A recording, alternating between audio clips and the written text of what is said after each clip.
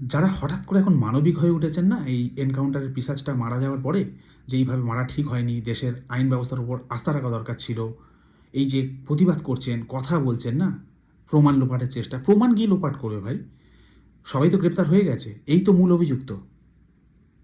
আর encounter কোন পরিপ্রেক্ষিতে হয়েছে সেটা পুলিশ ডেফিনেশন দিয়ে দিয়েছে, তারা ডেসক্রাইব করেছে পুরোপুরিভাবে।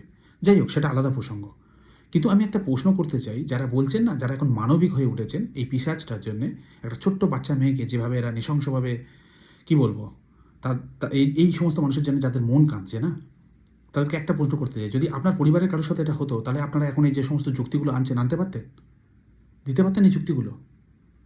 এতদিন তো এই সমস্ত যুক্তির ওপর আমরা চলেছি, কি হয়েছে, রেজাল্ট কি? কমেছে? কমেনি। এখানে শুধুমাত্র রঙের খেলা চলছে, মানবিক খেলা চলছে না, এটা পরিষ্কার। যদি মানবিক খেলা চলতো না, তাহলে আপনিও খুশি হতে পারতেন এই ঘটনায়। হ্যাঁ, কোনো মানুষের হত্যাতে খুশি হওয়া যায় না, কিন্তু পিশাচের হত্যাতে খুশি হওয়া যায়, একটু হলেও শান্তি পাওয়া যায়। এ পিশাচ ছিল।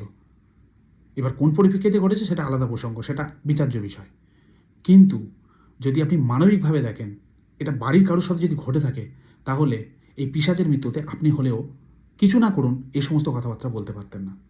এখন অনেক যুক্তি আপনাদের আসবে, শিক্ষিত মানুষজন, যুক্তির অভাব নেই, কিন্তু যেটা ঘটেছে এইটা একটা বড় এক্সাম্পল, বড় একটা শিক্ষা। এই সমস্ত কাজ করার আগে এই সমস্ত পিশাচরা ১০০ বার না ১০০০ বার ভাববে।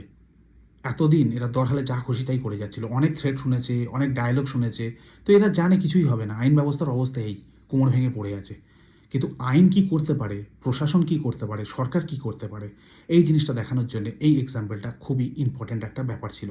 এর পরেও যদি আপনাদের মানবিক মুখ জেগে ওঠে, চেতনা জেগে ওঠে, এই পিশাচটার জন্য যদি আপনাদের কান না পায়, কষ্ট হয়, তাহলে বলবো আপনাদের মাইন্ডেও না কোথাও না কোথাও সমস্যা রয়েছে। না হলে না এইভাবে আপনারা দরহালে একটা পিশাচের জন্যে প্রতিবাদ করতে পারতেন না।